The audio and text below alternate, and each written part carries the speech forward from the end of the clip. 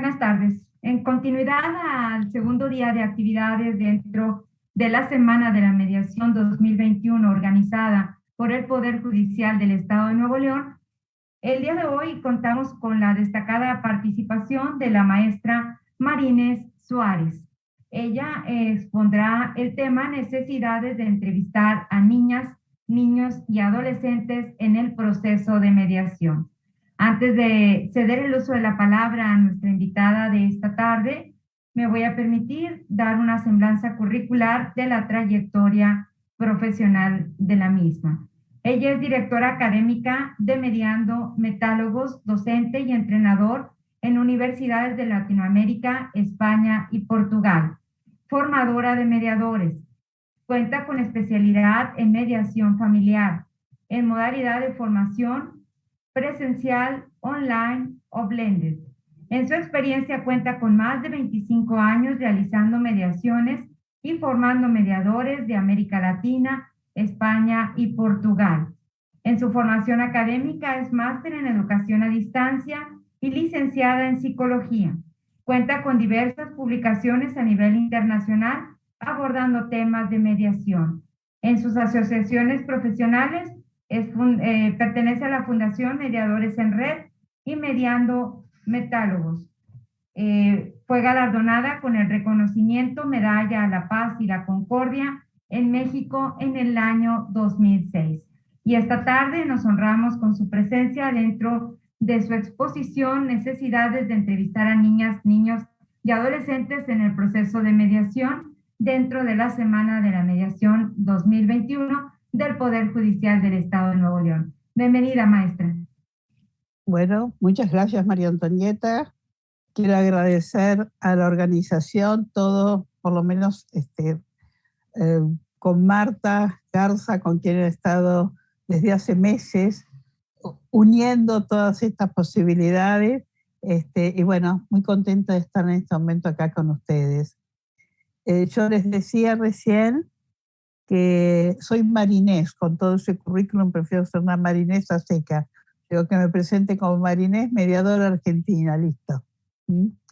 Pero bueno, y lo que me gustaría es que esto fuese más una conversación, porque desde mi punto de vista yo soy, como soy psicóloga y terapeuta familiar, desde hace 50 años vengo entrevistando niños. Y para mí esto es parte de la cotidianeidad. Entonces estoy absolutamente convencida de lo bueno que es, sobre todo para los niños, niñas y adolescentes que sean entrevistados. Pero este es un campo con muchísimo cuestionamiento. Generalmente este cuestionamiento viene sobre todo de parte de los abogados. O sea, como mediadora familiar me parece que la familia está formada por los padres y los hijos, aparte de los padrastros, madrastras, ex y todos los astros y los ex que aparecen en este momento dentro de la familia. Pero los hijos son una parte fundamental.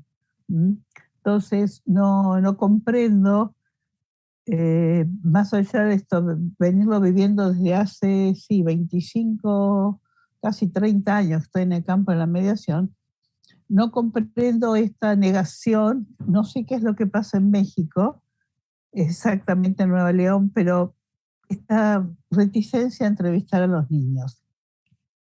Entonces me gustaría, aclarando de nuevo esta posición mía, ¿no? O sea, desde esta posición epistemológica de la necesidad de entrevistar a los niños, me gustaría que eso fuese un diálogo y que me contasen qué es lo que pasa con las tierras mexicanas, a las que quiero mucho y a las que he viajado muchísimo y he conocido. Y mi primer viaje como docente de mediación a México fue casualmente a Nueva León.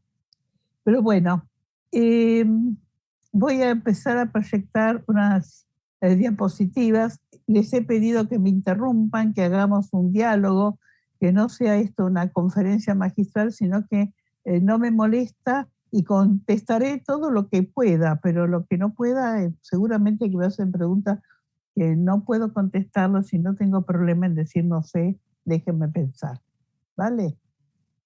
O sea, si tiene alguna pregunta para iniciar, iniciamos con una pregunta y si no, comienzo yo a hablar acerca de cuál es mi postura con respecto a la entrevista de niños, niñas y adolescentes. ¿Alguien quiere empezar? Bueno. Yo tengo una pregunta, maestra Marinés. Muy bien. La saludo con mucho gusto, Elisheva Goldaber, de Chiapas. Tengo una pregunta. Sí, con mucho gusto. Hermosa Chiapas. Aquí tiene su casa también, ¿verdad? En esta parte de la entrevista a los niños, niñas y adolescentes, ¿usted ha tenido alguna observación por alguna autoridad jurisdiccional o, para ser más específicos, en sus convenios donde ya sea familiar de guardia-custodia, de pensión, usted plasma que entrevistó a los niños, niñas y adolescentes y sobre esta referencia en el convenio, ¿ha tenido usted alguna observación por alguna autoridad judicial? Esa es mi pregunta. Muchas gracias. Bien, gracias. Elisheva, no, nunca he tenido una observación ni como terapeuta ni como mediadora.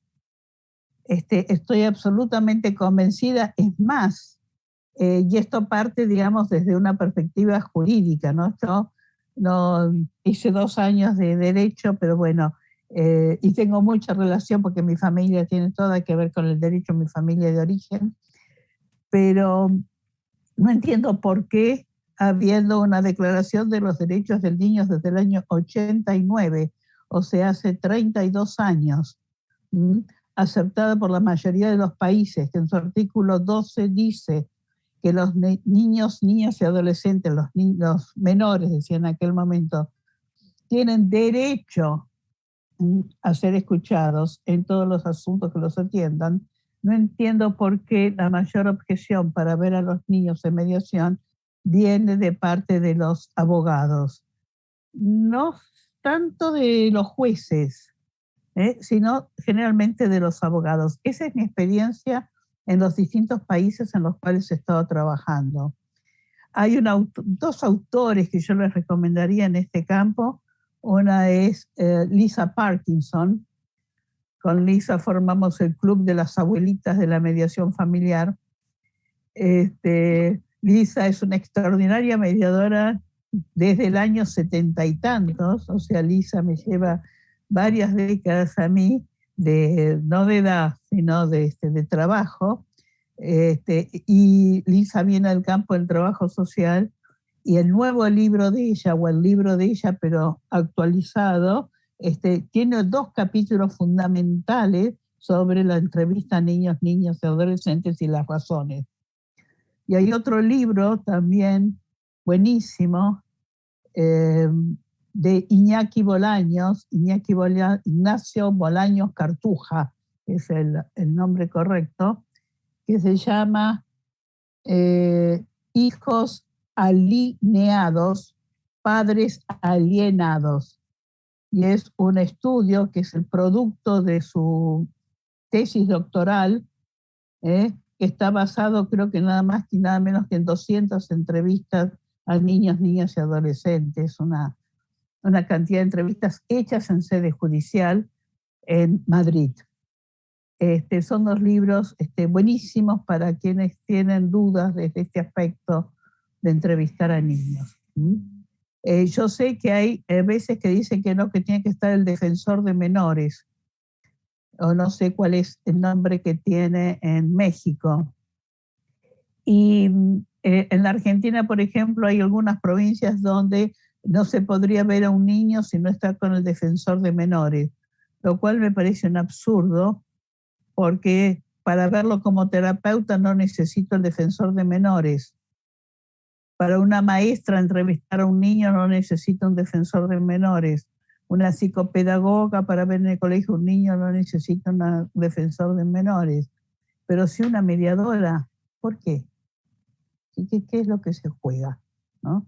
Nunca he entendido esto. Y lo que pasa, por ejemplo, en la provincia de Salta, en mi país, en la cual está la obligación, si se va a entrevistar a niños, de convocar al defensor de menores, Lo que pasa es que el defensor de menores agradece la invitación y dice que no tiene tiempo, porque un defensor no podría ir, es un papel nada más, ¿eh? O sea, es un trámite administrativo, se lo invita y él automáticamente contesta que le agradece la invitación, pero que no puede ir. Entonces, yo entiendo esto, en Argentina hasta ahora el abogado del niño, lo cual me parece una brillante figura, porque el niño tiene derecho a concurrir con un abogado, no solamente los padres con abogados, sino los hijos con abogados. Pero no está totalmente establecido. Esto te digo desde el campo de vista legal. No sé si te he contestado, pero generalmente es una objeción que ponen, no puedo porque tiene que estar el defensor de menores. ¿Por qué? O sea, creo, y por ahí acá entro en una discusión. La mediación es mediación. Que el proceso judicial o el procedimiento judicial haya tomado a la mediación porque ha sido muy útil, porque alivia los conflictos, porque se resuelven más rápido, no significa que la mediación sea el proceso judicial. O sea, es parte, lo han tomado como parte, pero la mediación tiene una identidad propia. Así como la terapia puede ser parte que le envíen a terapia, la terapia no es parte del proceso judicial. Puede ser útil, o el perito. O sea, creo que tenemos como que dimensionar que los métodos adecuados de resolución de conflictos es buenísimo que se integren con la justicia, pero tienen que mantener su identidad. Por supuesto que de esto podríamos discutir mucho, porque en muchos países ha sido cooptado dentro del sistema judicial y se lo considera que es una parte del sistema judicial. No, la mediación tiene características propias y son sumamente útiles. E incluso voy a hablar de mediación de los niños en un contexto generalmente que tiene que ver con el divorcio.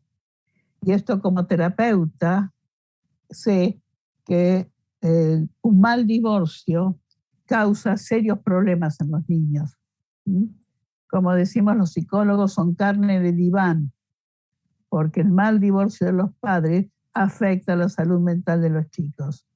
Y entonces un buen divorcio, sabemos que un divorcio realizado de otra forma, como se realiza en mediación, preserva la salud mental de los chicos. Entonces, desde el año 98 la Comunidad Europea ha recomendado a todos sus países miembros que establezcan la mediación familiar obligatoria previa a juicio, casualmente por la salud mental sobre todo de los chicos. Pero bueno, voy a compartir pantalla. A ver si todo funciona.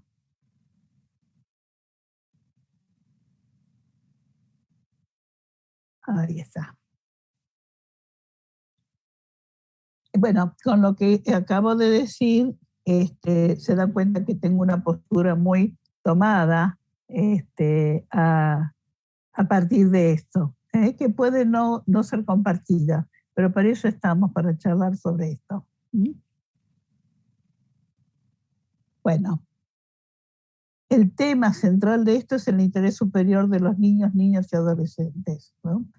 Y a partir del año 89 y en los distintos países que lo han ido aceptando esto como parte de sus acuerdos internacionales con mayor nivel que el nivel constitucional, por ejemplo en mi país, el niño, niña y adolescente ha dejado de ser solamente un sujeto, no ha sido ya más un objeto, se le ha dado la característica de sujeto, pero encima no solamente es sujeto de necesidades, sino sujeto de derechos. Entonces, los chicos tienen derechos a ser escuchados. Supongo que en México también existe la aceptación de la Declaración de los Derechos del Niño. ¿Es así? Sí, sí es así. Okay. Bien. Espera un segundito que voy.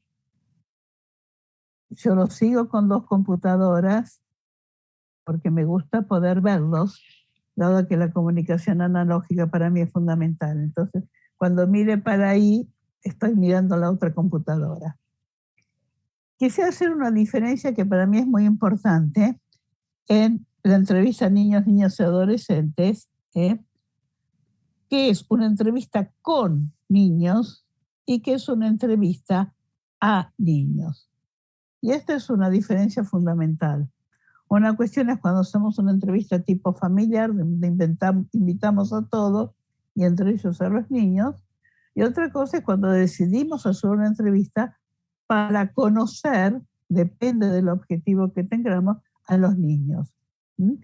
Y entonces son dos estructuras totalmente diferentes, y dos estrategias y dos objetivos diferentes. Vamos a hacer una entrevista a niños o con niños. ¿Mm? Yo me voy a centrar en este momento en una entrevista a niños, no dejando de reconocer de que muchas veces la entrevista con los niños es sumamente útil. ¿Mm? Otra cuestión diferente, y que es lo que muchas veces se hace en mediación, es entrevistas sobre los niños, niñas y adolescentes. ¿Mm?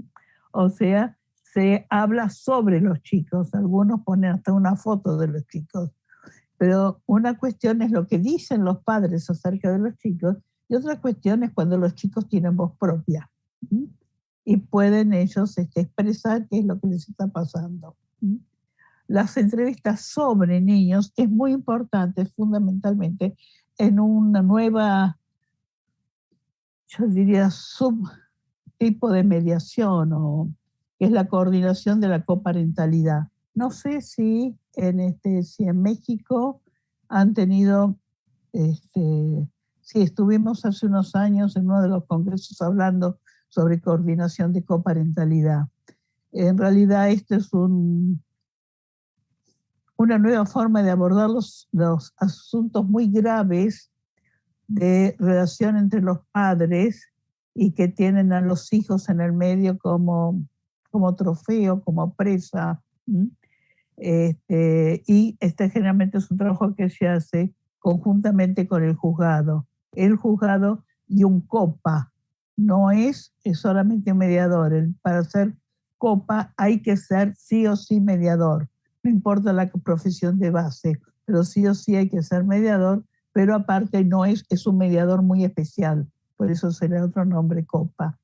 En la Argentina se ha avanzado mucho en coparentalidad y Alicia González Vitale, o Alicia Vitale, ha hecho muchos trabajos interesantes en este momento sobre este tema. Y trabajamos antes también con la provincia de Salta, donde se hicieron muchas, y se siguen haciendo en la actualidad, sobre todo con Machu, que ya falleció el año pasado, se trabajó mucho en coparentalidad.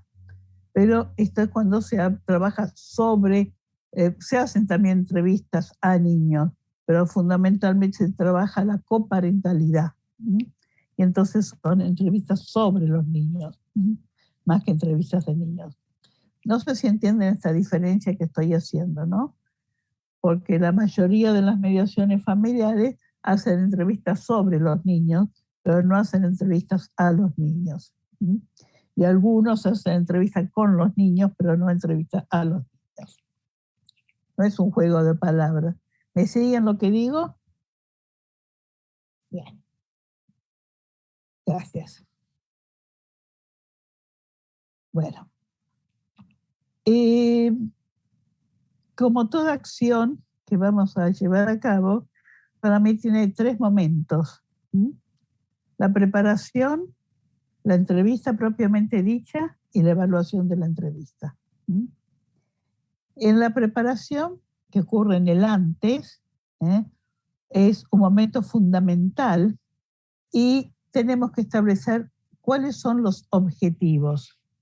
Si bien yo estoy hablando de mediación, creo que también las entrevistas a los niños pueden hacerse en otro campo. Y que entonces es distinta a la entrevista que hace un juez, a la entrevista que hace un trabajador social, a la entrevista que hace un abogado. Si bien, entonces, cada una de estas entrevistas va a variar en función de cuál es el objetivo, el para qué hacemos esta entrevista. Esto es muy, pero muy importante, sobre todo como mediadores. Nosotros no hacemos una entrevista, esto no sería una diferencia con la terapia, no hago una entrevista diagnóstica, ni hago una entrevista terapéutica, hago una entrevista de mediación a los niños. Y entonces, como entrevista de mediación, voy a tener fundamentalmente en cuenta, siendo muy harvardiana, cosa que no lo soy, pero tomando en cuenta las grandes cosas de Harvard, cuáles son los intereses. Y este va a ser uno de los puntos fundamentales. Y también estos intereses van a variar de acuerdo con la edad. No es lo mismo entrevistar a un nene de 1 año, de 2 años, de 4 años, que entrevistar a un adolescente de 16 años. Entonces, toda la diagramación que nosotros hagamos va a estar totalmente, toda la estrategia, todo el objetivo va a estar también dependiendo mucho de la edad de los niños, ¿no? La realización en el durante es algo que viene del campo de la psicología y fundamentalmente del campo del psicodrama. Entender, y viene del campo del deporte. Mi marido era deportista, tenista profesional, y antes de entrar a jugar un partido, incluso en los grandes campeonatos, los grandes torneos, hay un tiempo de calentamiento. Nadie llega a la cancha y empieza a jugar. Y esto es algo que les cuesta mucho. Yo trabajo mucho y me encanta trabajar con colegas, con mediadores abogados. Es mi preferencia, prefiero trabajar con mediadores hombres abogados, jóvenes, porque hay una diferencia etaria y entonces podemos comprender mejor. Y bueno, la última característica es que sean buen mozos, pero bueno, eso podemos a veces obviarla. Pero cuando trabajo con los abogados como compañeros, con mediadores abogados, ellos quieren entrar directamente al tema y sienten que yo pierdo tiempo. No estoy perdiendo tiempo. Estamos en este calentamiento, caldeamiento, que este tiempo que perdemos en realidad estamos previendo posibles problemas y aparte ganando tiempo para adelante. Después va a venir el núcleo de la entrevista, que por supuesto va a depender de la edad y va a depender del objetivo que tengamos. Y por último, el cierre. Vamos a ver algunas de estas cosas más adelante. Y por último, la evaluación. Esto, por supuesto, viene del campo también de la psicología y de la terapia, y es algo que no es muy útil, salvo algunos, por ejemplo, Silvia Sayar, de El Bocillo Sonora, que ella hace supervisiones, ¿no? Y entonces en las supervisiones esto está muy claro, este tercer tiempo de evaluar qué es lo que ha pasado, de cuáles fueron los aciertos, cuáles fueron las equivocaciones, y de estas conclusiones, sacar conclusiones que van a servir para la preparación de la siguiente entrevista. Entonces, entrevistar a niños lleva a que nos tengamos que hacer una cantidad de preguntas y de ver cómo vamos a desarrollar una entrevista, porque entrevistar a niños es un arte. Ahí todos los mediadores que trabajamos en familia, desde mi perspectiva, tenemos la obligación de saber entrevistar a niños. Preparación. ¿Para qué?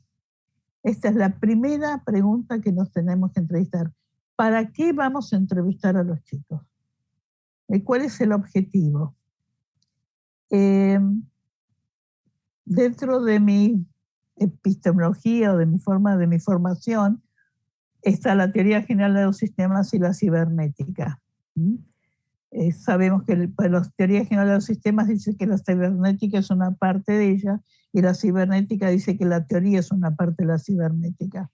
Pero bueno, más allá de esta histórica discusión, la cibernética ha aportado un concepto que es fundamental, que es el concepto de retroalimentación. Según Gregory Bateson, el mordisco más importante que ha dado a la humanidad en los últimos 2000 años es el concepto de cibernética y de retroalimentación. Y dentro de los componentes de un circuito con retroalimentación, uno de los componentes fundamentales es el objetivo o la meta, como lo llaman ellos. Entonces, la meta que nosotros tenemos, también la meta en mediación, es como el faro que nos guía hacia dónde tenemos que ir. Entonces, los objetivos pueden ser muchos. Los vemos porque es su derecho.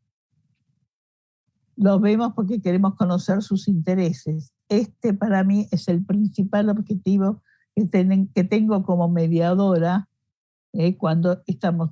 ¿Qué quiere? ¿Qué necesita? ¿Qué le preocupa? Preocupaciones, necesidades y deseos. Los chicos tienen preocupaciones, deseos y necesidades. Y tienen muchas preocupaciones, muchas de ellas muy fáciles de solucionar. Hay muchas cosas que les preocupan a los chicos cuando los padres están en una situación de divorcio, que es muy fácil para ellos y muy tranquilizador y muy sanador, cuando pueden hablar de sus preocupaciones. Yo me acuerdo la hija de una amiguita mía que tenía miedo, su gran preocupación era cómo se iba a llamar, porque tenía una compañera de colegio, de jardín, que tenía el mismo apellido de la madre. Y entonces cuando ella preguntó por qué se llamaba como la madre, le dijeron que porque no tenía padre. Entonces ahora que los padres se estaban separando, ella pensaba que iba a perder el apellido del padre y que se iba a llamar como la madre. Y en realidad fue muy fácil aclararle esto, que era su gran duda, su nombre, pero no tenía ningún lugar como para contarlo, ¿no? Necesidades, preocupaciones y deseos. Y esto es, ¿qué es lo que necesitan? Sobre todo los adolescentes, por ejemplo, que tengan un espacio para hablar de esto, ¿no? Por ejemplo, generalmente uno de los temas que sale es sus necesidades de estar con gente de su edad. Sus necesidades que sean flexibles, las famosas visitas, que se tenga en cuenta la necesidad que tiene de estar con sus amigos y que eso no significa que no quiera al padre, pero que a los 15 años prefiere estar con un amigo que con el padre, es sano. Otro motivo es para escuchar su visión, cómo ve las cosas, qué le está pasando. También se puede hacer una entrevista para defenderlos. O sea, esto entraría dentro de las entrevistas que hacen los abogados de niños, que hacen una entrevista con los niños, pero en realidad fundamentalmente es para defenderlos de lo que pueda pasar en la relación con los padres. Como testigos, odio esto de que se pueda citar al chico como testigo. Me parece que es equivocar totalmente la función del chico. El chico no tiene que ser testigo.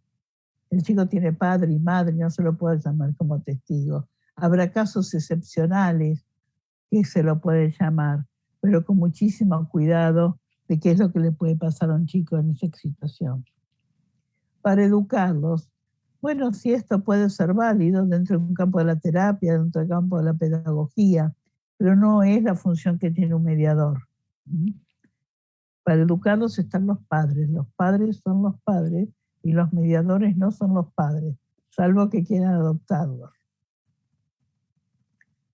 Para transmitir, esto es interesante, a los padres, a los jueces, a los mediadores. Muchas veces me ha pasado que las personas dicen, no, yo no puedo entrevistar porque no sé entrevistar a niños, son chicos de 6, 8 años y no sabría qué hacer. Entonces es bueno muchas veces que lo entreviste un mediador psicólogo o una psicóloga mediadora, siempre mediadora, porque si no hacen una entrevista terapéutica o diagnóstica y esto no nos sirve. Estamos en el campo de la mediación. Entonces, si es una mediadora que no puede ser, supongamos, Marta es la mediadora y me llama a mí para que yo haga una entrevista a los chicos, y después con el objetivo de yo transmitirle a Marta qué es lo que ha pasado en la entrevista. ¿Mm? O sea, muchas veces si no podemos hacer nosotros la entrevista, llamen a alguien que esté capacitado para esto. Es lo mismo si necesitamos, si el chico está enfermo, nosotros no tenemos por qué saber como mediadoras de salud, pero no podemos dejar por eso que el chico no sea atendido. Entonces llamen a un mediador que haga entrevista a niños y denle voz al niño. Ahora, muchas veces el mismo mediador puede hacer entrevistas y para transmitirle a los padres o transmitirle a los jueces. Puede ser, depende de algunos casos, y esto tiene que ser totalmente transparente con el chico. El chico tiene que saber cuál es el nivel de confidencialidad. Y muchas veces se lo llama para los acuerdos, ya dentro de un contexto de mediación, ¿no? O sea, para pedirle su opinión sobre lo que están acordando los padres, pero hay que tener en cuenta que a los chicos hay que aclararle si su opinión va a ser tenida en cuenta o no. Porque una cosa es llamarlos para que tengan su opinión, y otra cosa distinta es llamarlos para que escuchen la opinión, escuchen ya un acuerdo hecho, pero que su opinión no va a ser tenida en cuenta. Acá entramos en un campo muy, muy difícil, que es el campo de las decisiones, ¿no? Y acá yo soy bastante rígida. Las decisiones son de los padres, no de los chicos. Muchas veces los padres piden que el chico decida, pero en realidad pide que el chico decida porque no le da, en la Argentina diríamos, no le da el cuero para tomar la decisión. Y entonces dice, bueno, que decida el hijo. Y esto es algo que uno tiene que también evaluarlo mucho, porque estoy pensando en un caso. Para mí la decisión la tienen que tomar los padres. Creo fundamentalmente y comparto la definición, se la copio la definición a Jorge Pesqueira, que dice que la mediación es una justicia autocompositiva, o sea, la autodeterminación, no la confidencialidad, ni la voluntariedad, ni la neutralidad. La característica fundamental de la mediación es el protagonismo, la autodeterminación. Entonces estaba yo en una mediación pedida por un adolescente de 15, 16 años, él había convocado a la mediación, era un chico que estaba en situación de riesgo y se había ido de la casa de la madre donde vivía y había ido otras veces a la casa del padre y el padre no lo aceptaba, no lo podía tener. Entonces, bueno, por algunos motivos llega a mediación a pedido de él. Y la condición fue que nunca se juntasen el padre y la madre. Esto lo pidió el padre como condición, nunca tener una entrevista con la madre, y la madre lo pidió como condición. Así que toda la mediación fue una supermediation, o sea, una mediación puente. Y teniendo una entrevista con la madre y la abogada pues dice, bueno, todo depende de la decisión que tome Jaimito. Y yo lo oigo y vuelvo para atrás. ¿Quién va a tomar la decisión de dónde va a vivir? La abogada me miró, Jaimito, no cabe duda. Entonces le pregunto a la madre, ¿y vos qué pensás? ¿Quién tiene que tomar la decisión? Jaimito. Bien. Vamos a la privada con el padre y le pregunto a la abogada quién tiene que tomar la decisión. Me dice, bueno, como ella está a punto de cumplir los 16 años, Jaimito. Y le preguntó al padre, Jaimito. Entonces, esta es una diferencia muy importante con la terapia. Si yo estuviese trabajando como terapeuta, trabajaría con ellos sobre los efectos que puede tener para el chico el hecho de que le hagan tomar la decisión. Pero estoy en mediación y yo creo en la autodeterminación y ellos en su poder de autodeterminación y protagonismo, los padres deciden todos que decide el hijo. Y bueno, no me queda más que aceptarlo, porque el protagonismo, yo no soy quien para decidir que no decide el hijo. Los que tienen que decidir son los padres, pues son los protagonistas y son los responsables del hijo. Entonces es muy importante que tengamos en cuenta cuál es la posición nuestra con respecto a esto. Porque hay veces que se le pide a los chicos que decidan cosas que después los hijos les pasan la factura con los años, les molesta mucho esto que ha pasado. Esto es uno de los casos que tiene que ver con el famoso SAP, ¿no? Bueno, y a veces se los cita a los chicos para comunicarles los acuerdos. Es distinto cuando se lo llama para la opinión, o sea, antes de que el acuerdo quede plasmado definitivamente, y otra cosa es cuando ya está plasmado definitivamente y se lo llama para comunicárselos.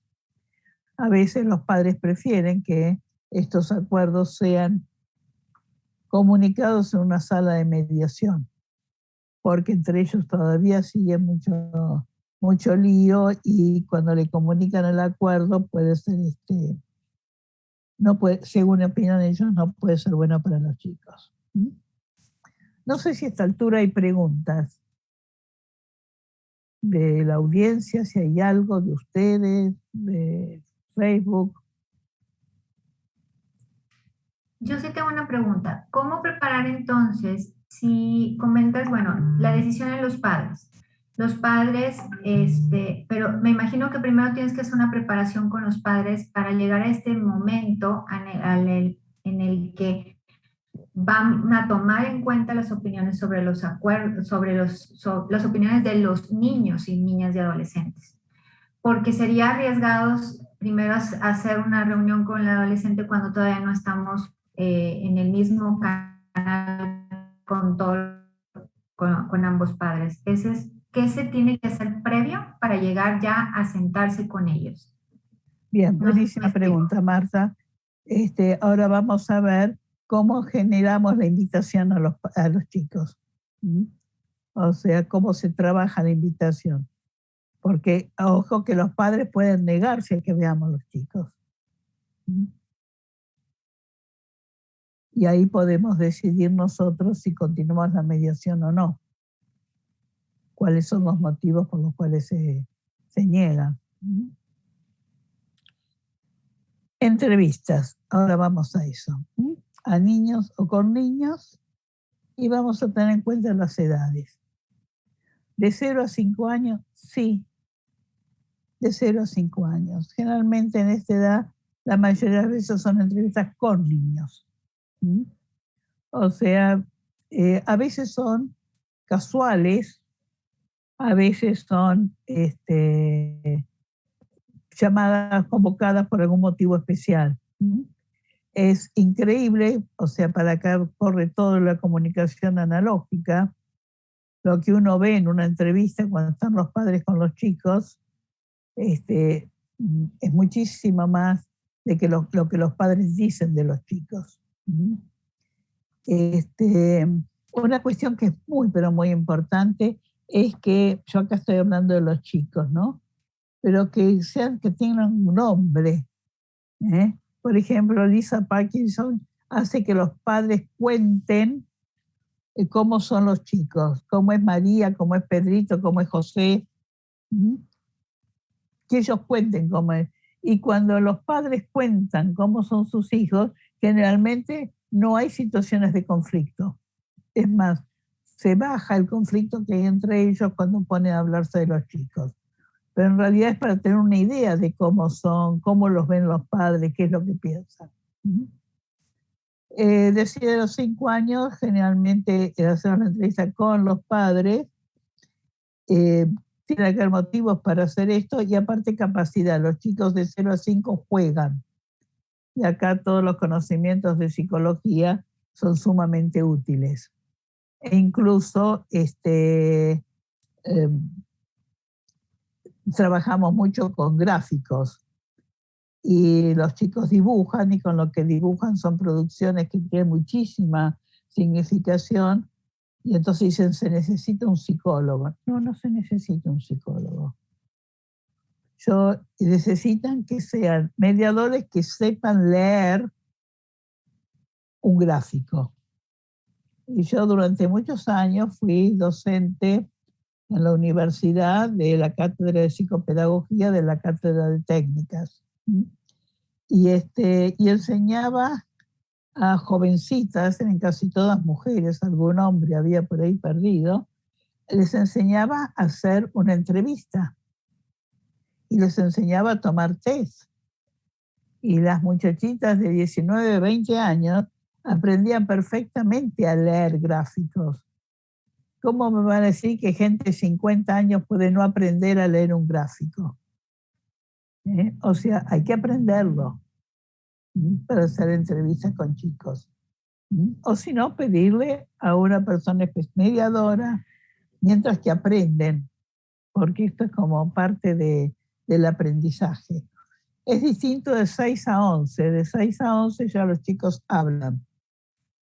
Y si ha habido un buen caldeamiento, hablan hasta por los codos. Los chicos, aparte la tienen tan clara, tan clara.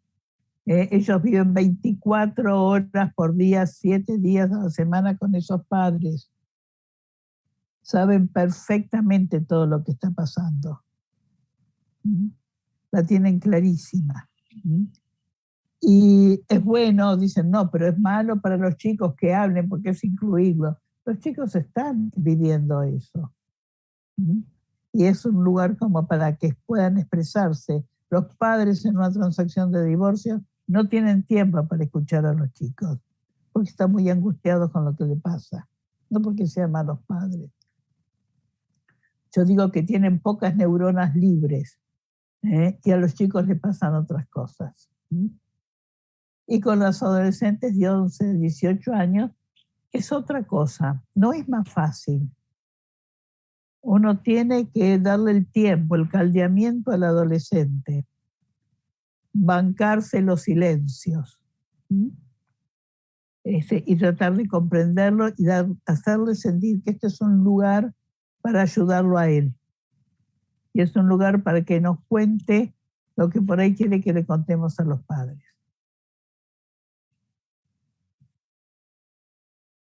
Y acá voy a esto de la autorización, Marta. O sea, tenemos que tener autorización de los padres para entrevistar a los chicos. Y acá surge siempre un tema de ambos padres. El que tiene la custodia puede solamente autorizarlo. Se necesita que sean ambos padres.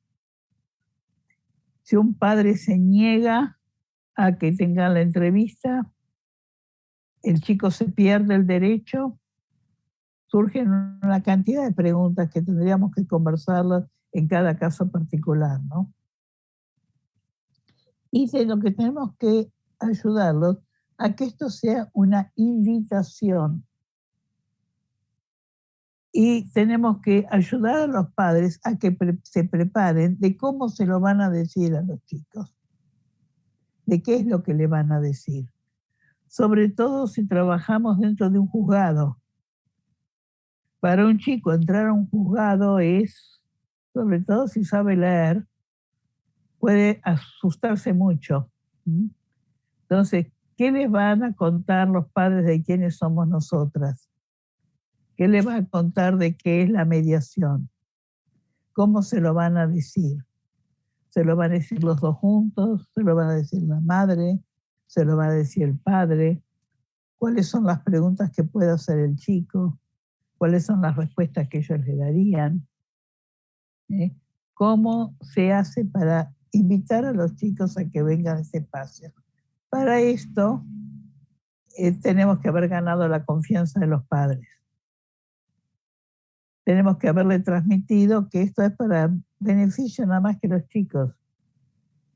Y que si los padres han dicho que les interesa mucho el bienestar de los chicos, bueno, los invitamos a esta reunión nada más que para ver si los chicos necesitan algo. Hay una investigación hace muchos años, diría 20 años más o menos, hecho en Australia, de cómo se hicieron la invitación y después hicieron la entrevista y después hicieron una evaluación de la entrevista con los padres. Salvo uno, todos los padres, no me acuerdo cuántos eran los casos, agradecían la entrevista que habían hecho con los chicos. O sea, los padres lo agradecen, porque hay muchas cosas que los chicos hablan en las entrevistas que los padres no lo saben. O que los padres no le han prestado atención, pues están muy preocupados con lo que les pasa a ellos. Entonces tenemos que trabajar, Marta, mucho la invitación. Y esto no hay un...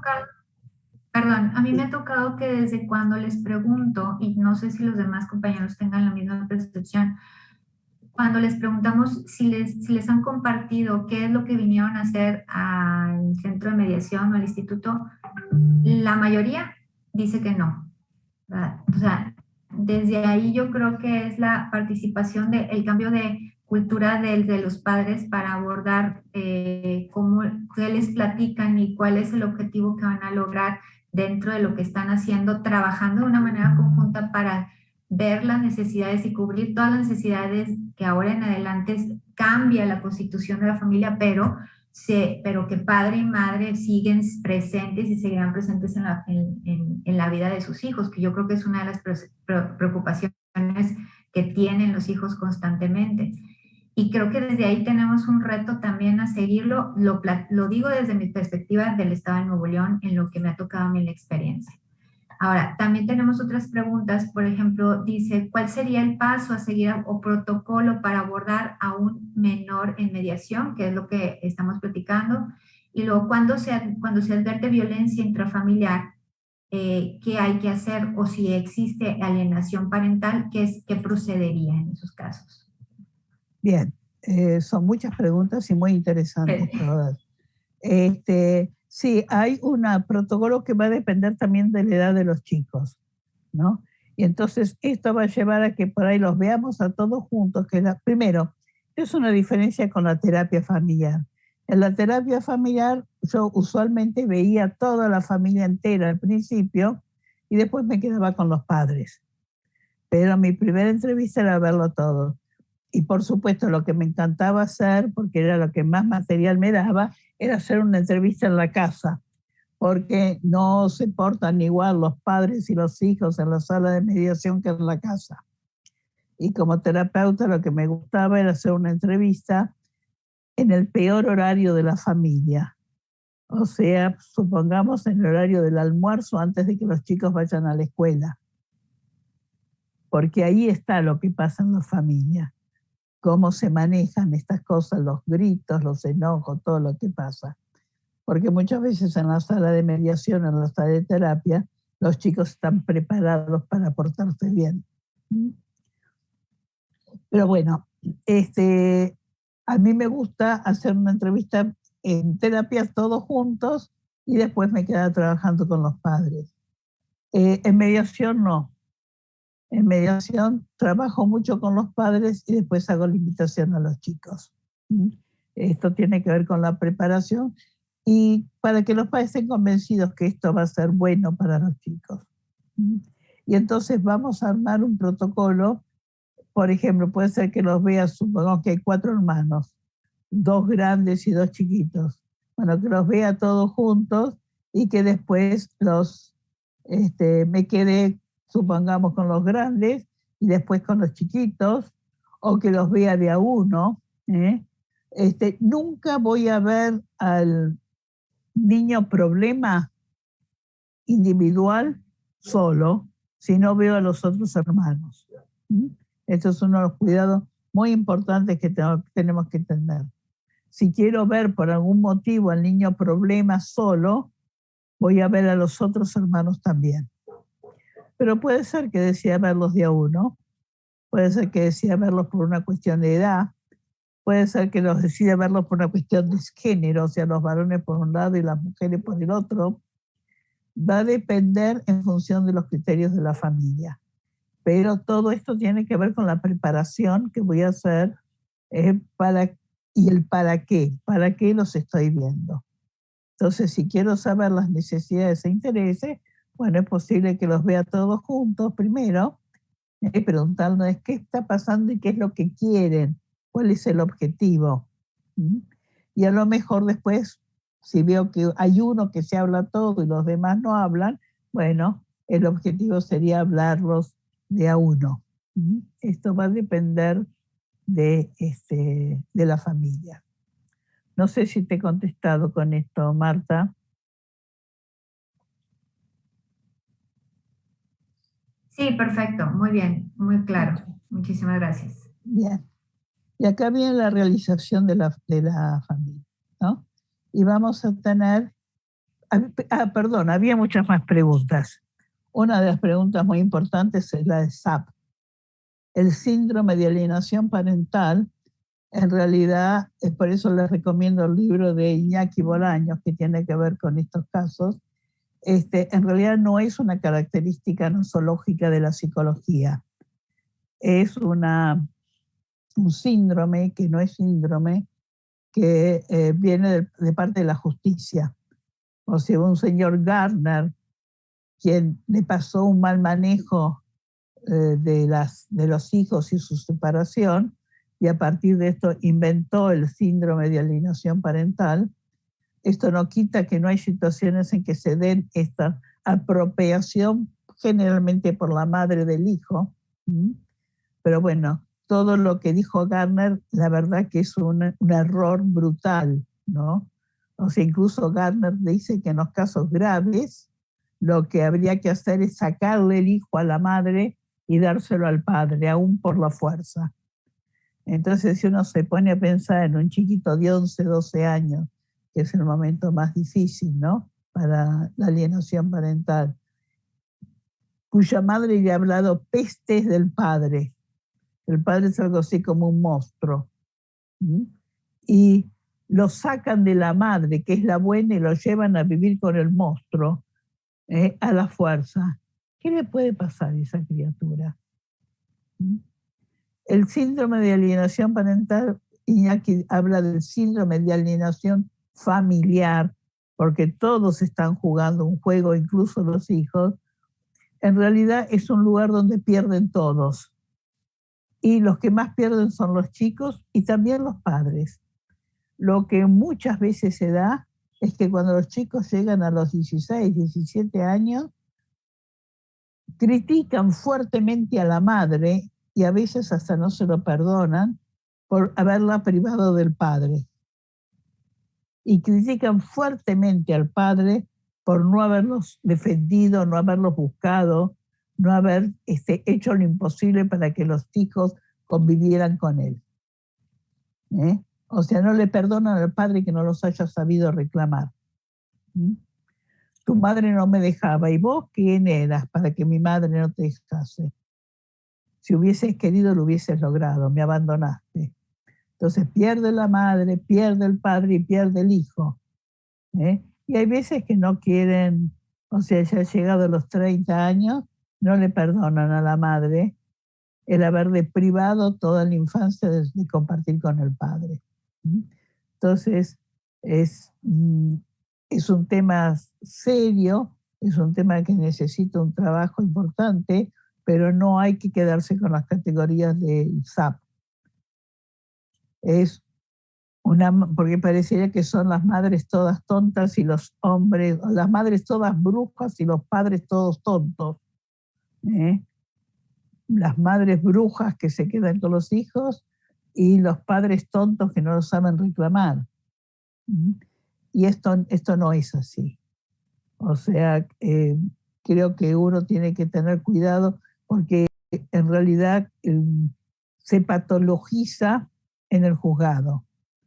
Esto no lo digo yo, lo dice con toda la experiencia Bolaños. Entonces, es muy importante tener en cuenta cómo se trabaja y a dónde se tiene que derivar cuando estas cosas pasan. Porque aquí hay madres que se quieren apropiar de los hijos y hay padres que quieren lavarse las manos y es la primera vez que respetan lo que las mujeres quieren. No, entonces hay algo que no funciona. Y los chicos juegan, los chicos no son unas víctimas inocentes. Los chicos adquieren poder con esto. Entonces está todo mal y las consecuencias son malas para todos. ¿Te he contestado a las preguntas, Marta, o había alguna otra? Sí, perfectamente. Hay todavía más preguntas. Por ejemplo, hacen la pregunta de ¿alguna recomendación de lectura para la cuestión de la lectura de gráficos? Y comentan también, dice maestra Marinés, admiro su trayectoria y trabajo y lo hermosa que es dentro de esta práctica del proceso de mediación. Y hace una pregunta, ¿qué es es que no se lo entiendo muy bien. ¿Cómo sería la intervención con los niños de 5 a menos años? No me queda muy claro. Bien, en realidad generalmente los vemos en conjunto con los padres. Pongo un ejemplo, digamos, de una mediación. En realidad estábamos trabajando el padre y la madre, era una mediación terrible, ¿no? Digamos, menos bonitos se decían de todo. Una descalificación brutal entre ellos. Con una historia extraña dentro de esa familia, en cuanto había otros 2 hijos de otras 2 madres, que las madres habían ido y se los habían dejado al padre, y entonces la madre, esta tercera madre, decía que algo debía hacer él, porque no es común que una madre vaya y deje el hijo al padre, y que 2 madres hagan lo mismo, esto era sumamente extraño.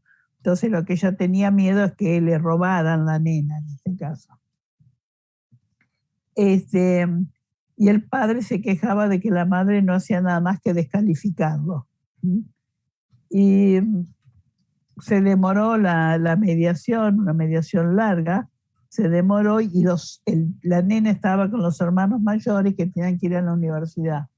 Entonces hablaron, dijeron que bueno, que la traían la nena y la dejaban ahí en la mediación, porque ellos tenían que irse.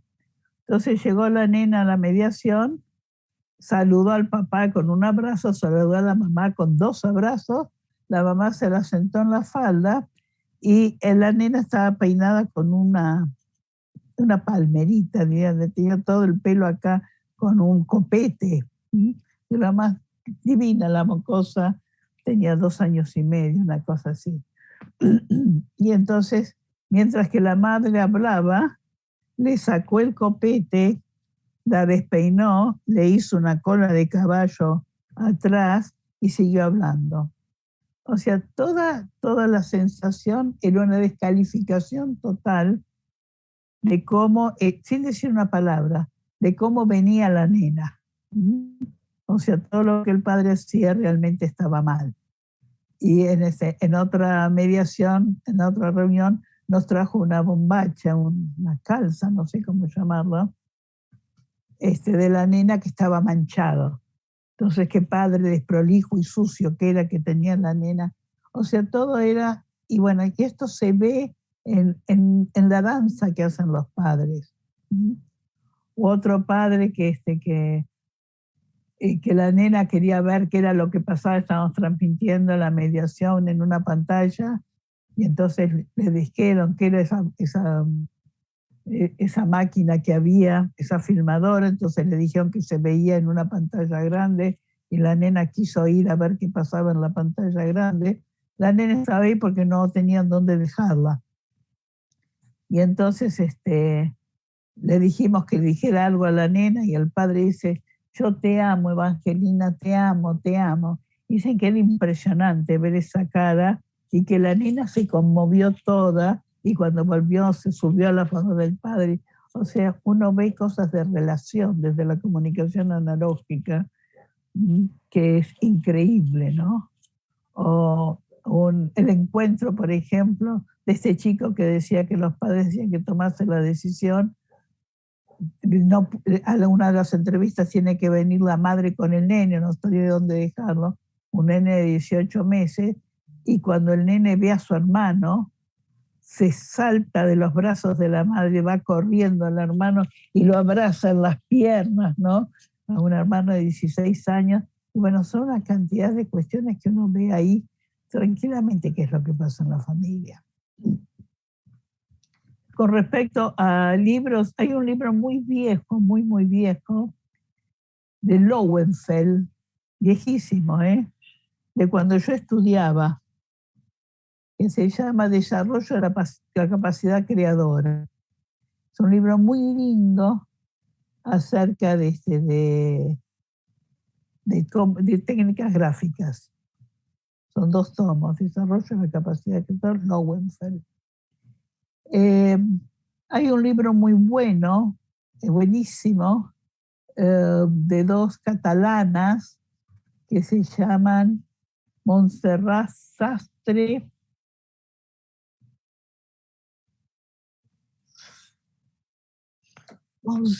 Moreno. Ay.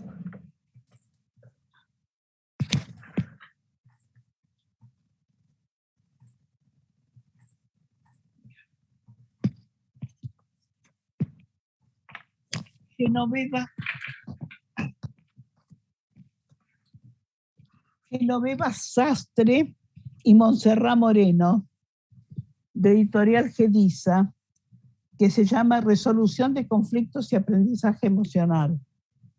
Es un libro viejo, ¿no? Debe tener, no tan viejo.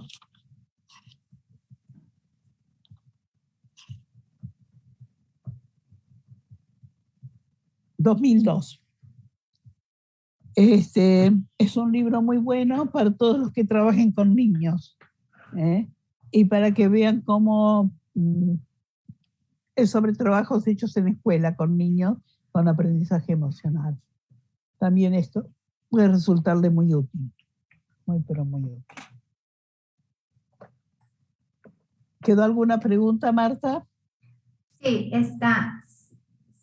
¿Se tendría que dejar alguna constancia en la entrevista o bien plasmar el resultado en el convenio de la entrevista con los niños y adolescentes? Bueno, buena pregunta, porque entramos en un tema muy importante que es la confidencialidad. Y esto, los mediadores que entrevistamos niños, tenemos distintas posturas. Hay una mediadora argentina muy capaz, Carolina Llanela, que Carolina no mantiene la confidencialidad de las privadas con respecto a los padres. O sea, ella considera que todo lo que aparece, ella es psicóloga con profesión de origen, que todo lo que pasa en la mediación, en la entrevista con los niños, puede ser comunicado a los padres. En mi caso no, yo tengo otra postura. O sea, en mi caso yo tengo la misma postura que con los adultos. La mediación, la entrevista de mediación en principio es confidencial y nada de lo dicho puede ser transmitido a los padres sin la autorización previa, salvo que haya riesgo. Entonces, si hay algún riesgo, y esto se lo explico a los chicos, algún riesgo de alguien, se levanta la confidencialidad. Y este es el mismo criterio que he tenido como terapeuta. Las entrevistas de terapia siempre, sobre todo he trabajado mucho con adolescentes, han sido secretas para los padres, salvo situación de riesgo. Entonces me ha pasado en terapia que me han empezado a contar algo y yo les he dicho, bueno, recuerda que si hay situación de riesgo, yo tengo que contárselo a tus padres. Me dicen, no, Marinés, vos no se lo vas a contar, yo te voy a contar, pero vos, no, si es riesgo, yo se lo voy a contar, así que pensá si me lo vas a decir o no. porque si veo que es una situación de peligro, yo voy a contárselo a su padre. E igual me lo cuentan. Entonces, mi sensación es que me lo están contando para que se los cuente a los padres. Y bueno, en un caso como este, que había una situación de riesgo, de mucho riesgo, para un adolescente, que obviamente me lo contó para que yo se lo dijese a los padres, yo lo llamé al padre y le dije, te quiero mañana a las 8 de la mañana en el consultorio. Y él me contestó, no puedo. Trabajo, el arquitecto, tengo todos los obreros y no puedo estar a las 8 de la mañana. Le dije, bueno, mira, es la primera vez que te llamo y que te digo esto. Si te digo esto es por algo. Ahora, si vos no puedes medir, mandame a alguna otra persona responsable de tu hija, algún padre responsable. Por supuesto que el señor estuvo a las 8 de la mañana. Y me lo agradecieron toda la vida por haber tenido esa decisión. Entonces también si hay una situación de riesgo, primero la vida. Por supuesto, si a lo mejor no voy a poder seguir con esa mediación, es posible. Pero si no, los secretos que tengo de mediaciones es que se quedó con un vuelto de una compra, es que rompió el vaso que dijo que no, o que le dio un beso a un chico. Tengo ese tipo de secretos, muchos, sobre mis espaldas. Y esto de generar esta confidencialidad alivia mucho a los chicos. De poder contarme qué les pasa. Pero si yo te digo lo que me pasa, que me enoja de mi mamá, bueno, ¿se lo vas a decir? No. Entonces puede contar lo que le pasa y puede contar cómo querría que fueran las cosas. Y entonces después le puede preguntar, bueno, esto de que ¿cómo crees que sean las cosas? ¿Esto se lo puedo contar a tu mamá? A esto sí. Bueno. Y entonces lo que le cuento es cómo quiere que sean adelante las cosas. Yo quiero cambiarme de escuela. No se lo puedo decir a mi mamá. Entonces trabajamos, ¿por qué no le puede decir esto? Entonces esto es, y no voy a dejar ningún dato, nada, porque esto es mediación. Y la mediación es confidencial. Si hay situación de riesgo, se lo comentaría al juez. Pero si no, en mi país al menos y en la mayoría de los países, al juez nada más le va el acuerdo. Todo lo que pasa en la mediación debería de ser confidencial para el juez. En la Argentina tenemos una figura que se llama el consejero de familia, no en la Argentina, en toda la Argentina, sino en la provincia de Buenos Aires, que es la provincia más grande y más poblada, con lo cual el consejero familiar hace o tiene funciones, y esto lo digo porque yo he sido formadora de consejero, de mediador o mediadora. Pero si no se resuelve en esa instancia, en la instancia del consejero, el tema, esto pasa al juez para que lo resuelva a través de una sentencia. Y entonces todo lo que se habló con el consejero se le transmite al juez. Y entonces ya no hay confidencialidad, esto no es mediación. Y el clima que se genera cuando yo le digo es secreto y si no me autorizas no se lo voy a decir, este clima de confianza, esto de las habilidades sociocognitivas que tanto habla el Instituto de Mediación de México, estas habilidades se generan con la confidencialidad. Entonces es muy importante, y es muy importante que uno tome la decisión antes. Así como con los adultos uno tiene que tomar antes la decisión qué va a hacer con el material de las entrevistas privadas. O sea, ustedes saben que hay mediadores que nunca hacen una entrevista privada, mediadores muy expertos y que respeto muchísimo. Por ejemplo, Aldo Morrone. Aldo Morrone dice que él hace 2 entrevistas, o decía que hacía 2 entrevistas al año privadas. porque Marinés Suárez dice que son buenas, pero decían no sirven. Y Aldo sigue sin hacer privadas. Daniel Bustelo, que ha sido un formador muy importante en México, Daniel Bustelo hace muy pocas entrevistas privadas. John Haynes decía que no se debían de hacer entrevistas privadas porque en las familias no debe haber secretos. Yo en mi vida y en mi larga historia profesional no conozco a ninguna familia que no haya secretos. En todas las familias hay secretos. Y no está mal. Y en una familia en transición de divorcio es lógico que haya secretos. Si a partir de ahí van a vivir separados, ¿por qué no van a tener secretos en este momento? Lisa Parkinson dice que el problema no es el divorcio. El problema es el mientras tanto. El problema es la separación. Mientras que las partes se están separando, mientras que el padre y la madre se están separando. Una vez que porque es un caos, hay incertidumbre por todos lados, las normas que existían antes ya no existen, no saben cuáles van a existir.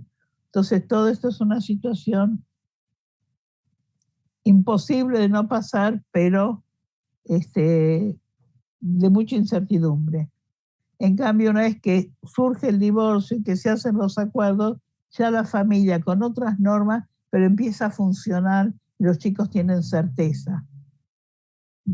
O algunas certezas. Entonces me parece como que esto es importante para tenerlo en cuenta. ¿Alguna otra pregunta, Marta? Sí, dice, la decisión de los padres, o qué hacer cuando es disfuncional el matrimonio y que la decisión de los padres es confusa en cuanto a ellos puedan tomar esas decisiones, sobre todo si viven con los abuelos o llegaran a vivir solos los adolescentes. Bien, yo creo que en mediación, esto lo dice Phoebe Prosky, me parece también muy, muy adecuado. En mediación trabajamos cuando la gente ha tomado la decisión. O sea, Phoebe Prosky dice que hay 4 opciones. Si ponemos la opción de mantener el matrimonio, puede ser que una opción sea él quiere mantener el matrimonio y ella quiere mantener el matrimonio. Sí, no hay divorcio. Pero puede ser también que sea la contraria. Él no quiere mantener el matrimonio y ella no quiere mantener el matrimonio. Hay divorcio. Ahora nos encontramos con otras 2 opciones, que ella quiere mantener el matrimonio y él no, o que él quiere mantener el matrimonio y ella no. O sea, es sí, no y no sí. En estas 3, sí, no y no sí, o sea, salvo en que los 2 digan sí, estamos trabajando para el divorcio. Y yo digo para el divorcio o conseguir una soga larga para atarlo al que no quiere a la pata de la cama. Porque si uno quiere terminar la relación se termina. Una relación es de 2. Si uno se va, ya no hay relación. Entonces, si no están decididos, si hay confusión, si no se sabe, hay que derivarlos a terapia. No se puede apurarlos para que tomen la decisión. Es una decisión trascendental en su vida y para la vida de los hijos.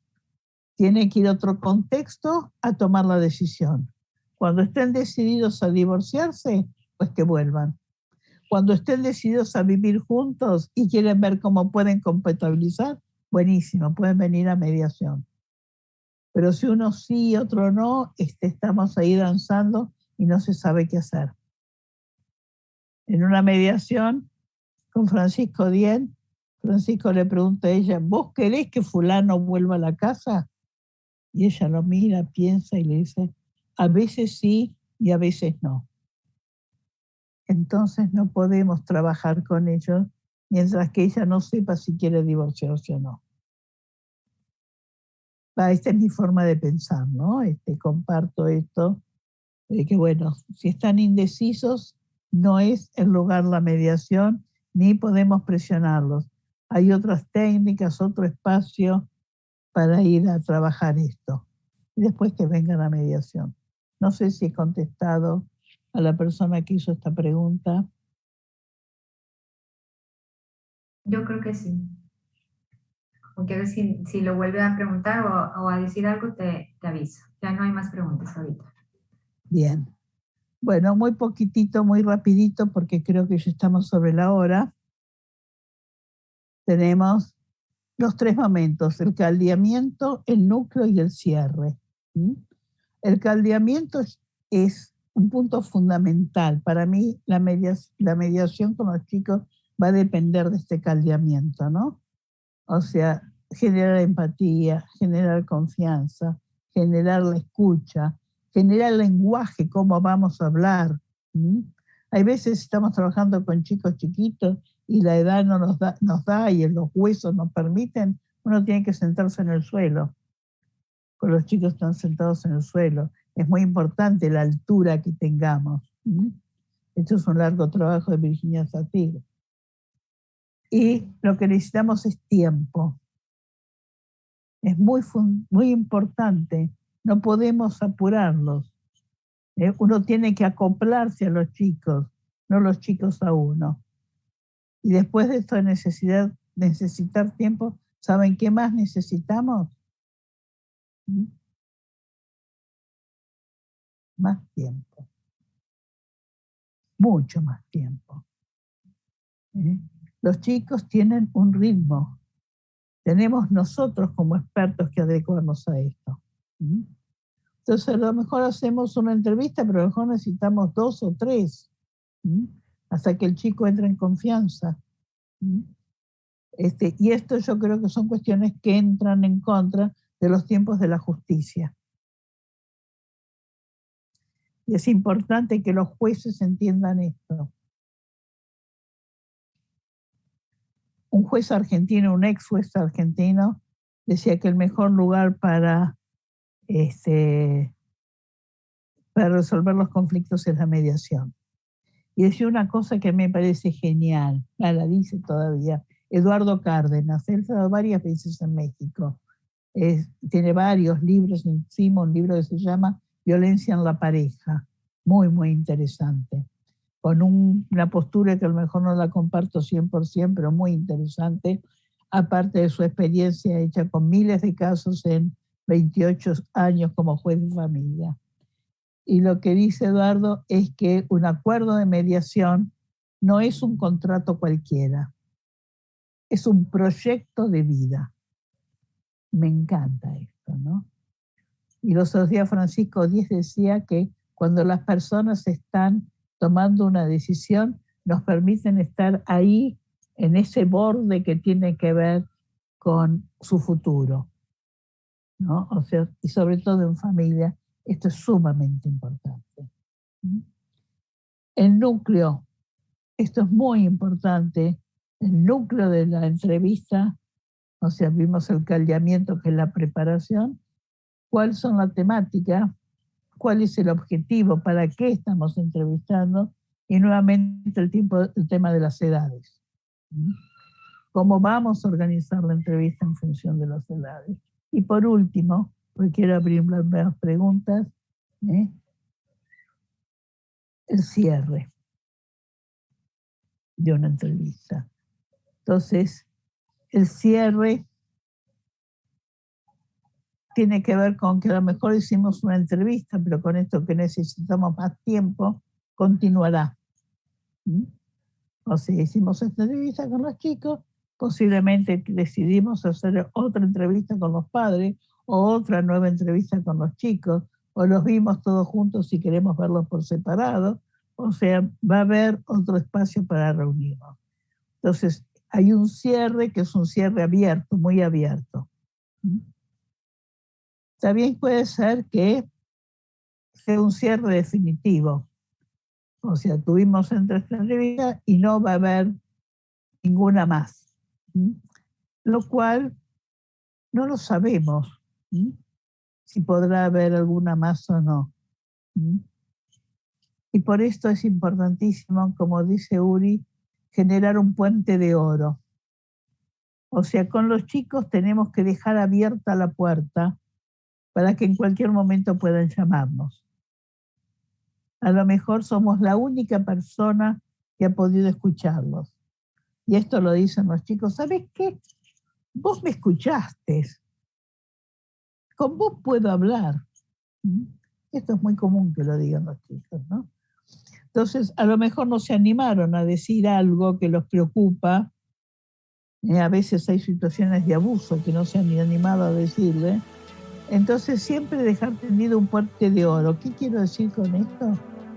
Dejarles facilitado que nos vuelvan a llamar. Le podemos dar la tarjeta, le podemos decir, mira, este es mi teléfono, cualquier cosa llamame. Si me llamás, decir a la secretaria tal cosa, esta va a ser la palabra clave. O sea, dejemos un puente como para que el chico, si estamos cuidando la salud del chico y hemos establecido una buena relación, dejemos un puente abierto. Porque a lo mejor más tarde se anima a decirnos algo que no lo dijo. Por ejemplo, mi experiencia con hijas abusadas, generalmente por el padrastro, no exclusivamente, a lo mejor necesitaron en terapia muchos meses antes de poder contarme que eran abusadas. Entonces, uno tiene que dejar ese puente abierto para que en algún momento nos puedan llamar. Dejarles este canal, a lo mejor para que hagamos una derivación. Para que le digamos, no, mira, me parece que esto tendrías que verlo con tal persona. Y hacer nosotros una derivación como corresponde. Pero eso es lo que quiero decir con los chicos, igual que con los adultos. Uno cierra, pero no cierra.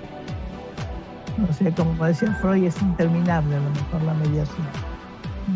Siempre queda esta posibilidad de que vuelvan a comentar. Creo que me he pasado de tiempo.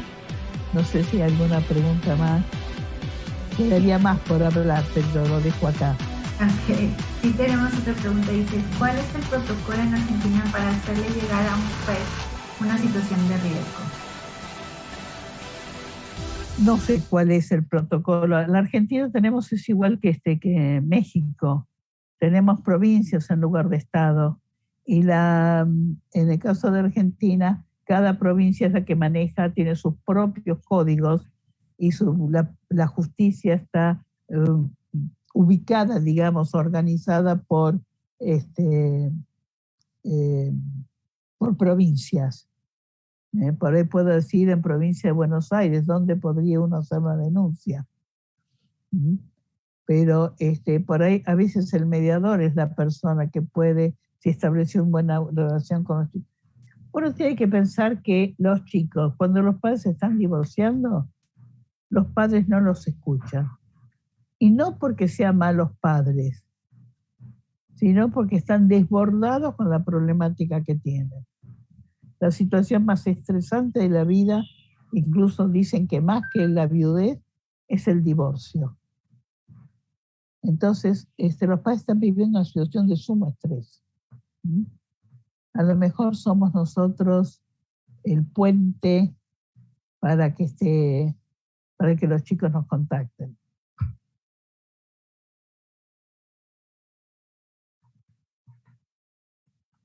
¿Alguna pregunta más? Yo me quedaría hablando toda la tarde, pero bueno, creo que continúan con otras actividades. Creo que ya son las únicas preguntas. No sé si de los que están aquí dentro del Zoom tengan alguna otra pregunta antes de despedirnos y cerrar. Yo tengo una pregunta. Adelante. Entonces, si estoy entendiendo bien, maestra María Inés, usted hace la entrevista con estos niños, niñas y adolescentes en todos los casos familiares donde estén ellos involucrados. Porque No. le comparto aquí en Chiapas, o sea, solamente entrevistamos al niño o tenemos entrevista con el niño o niña adolescente cuando los papás no se ponen de acuerdo, cuando hay alguna cosa en la cual consideremos que es necesario, pero no en todos los casos. Esa es mi pregunta. Gracias. Bien, no, yo creo que no en todos los casos, ¿no es cierto? O sea, yo los invitaría en todos los casos, en todos los casos donde siento que el chico puede, por la forma de hablar los padres del chico, por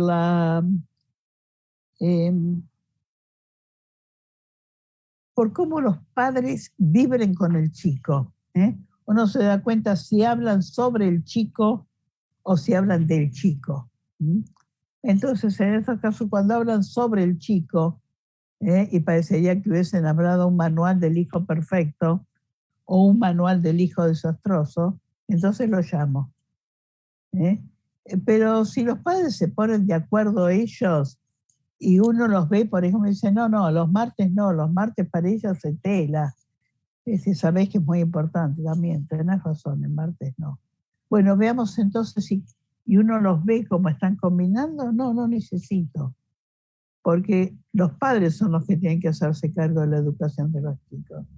Ahora, si vemos que, por ejemplo, en un caso, el chico se había ido de la casa de la madre, en ese caso, hacía 17 días, el chico los tenía contados, y los padres no sabían dónde estaban, a dónde había ido. E incluso cuando se enteraron en la mediación a dónde había ido, no había ningún cuidado por ir a hablar con la persona que lo había alojado y lo había recibido el chico. Entonces, en este caso es indispensable el chico, los padres. En cambio, si los padres generalmente cuando tienen así un buen contacto con los chicos, no tienen problema en que lo veamos a los chicos. Pero, por ejemplo, si están con un aumento de cuotas nada más, y todo lo demás está ordenado, no tengo para qué verlo. Nunca, jamás, nunca, que los chicos hablen sobre la relación de los padres como pareja. Nunca meterlos en la cama conyugal. Siempre como padres. Por supuesto que los chicos saben todo lo que pasa en la pareja, pero nunca meterlos en ese terreno. Sino, sí podría haber excepciones de esto cuando, por ejemplo, los chicos saben que hay violencia intrafamiliar. Ahí sería violencia en la pareja, pero nunca como testigos, sino con qué le pasa a él en estas situaciones. Y darle a él para que tenga un lugar para hablar y para explicar. Pero no sería la norma. O sea, así como en terapia tampoco fue la norma ver a los hijos. Depende de la problemática que traigan y de la relación que tengan. ¿Está? Muchas gracias, María Inés. Pues bueno, creo si alguno quiere las diapositivas estas, que me escriba Marinés Mediadora, Gmail, y yo se las envío. ¿Vale? Perfecto, pues te agradecemos mucho. Siempre ha sido muy enriquecedor escucharte y aprender de la teacher de teachers, estando aquí contigo y teniendo este privilegio de tener este espacio y de seguir, bueno, creciendo como mediadores. Maestra Toñita, si gusta cerrar nada más para el reconocimiento. Claro que sí, me gusta. Maestra Marta Laura. Gracias. Me gustaría decir, perdóname, me gustaría decir que este es mi punto de vista, no es la verdad. ¿Está? O sea, que tengan en cuenta que esto es como trabajo yo y yo lo único que puedo enseñar es lo que hago. Pero está ubicado fundamentalmente en la Argentina. Estos son desafíos para que ustedes piensen y lo ubiquen en México, pero no es la verdad. Por más que soy argentina y hablo categóricamente. Perdón, María Antonieta, que te corté. No se preocupe, maestra. Muchísimas gracias en nombre del Poder Judicial del Estado de Nuevo León por haber aceptado participar en la Semana de la Mediación 2021. Sin duda, pues es una charla bastante enriquecedora, como ha dicho nuestra maestra Marta Laura, directora del Instituto de Mecanismos Alternativos para la Solución de Controversias aquí en el Estado.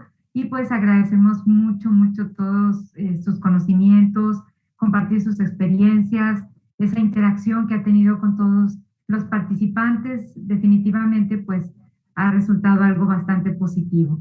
Y entonces, pues vamos a entregar un reconocimiento en donde el Poder Judicial del Estado de Nuevo León, a través del Consejo de la Judicatura y del Instituto de Mecanismos Alternativos para la Solución de Controversias, otorga el presente reconocimiento a la maestra María Inés Suárez por su invaluable participación, compartiendo su vasta experiencia en la impartición de la conferencia denominada Necesidades de entrevistar a niñas, niños y adolescentes en el proceso de mediación, mediante el uso de las tecnologías de la información y la comunicación en la plataforma Zoom y transmitida por Facebook Live, dentro del marco de la Semana de la Mediación celebrada el 9 de noviembre de 2021.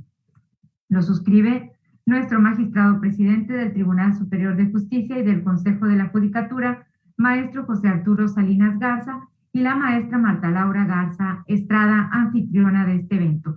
Se otorga en Monterrey, Nuevo León, a noviembre de 2021. Muchas gracias. Que tengan ustedes una excelente tarde. Gracias, lo tomo.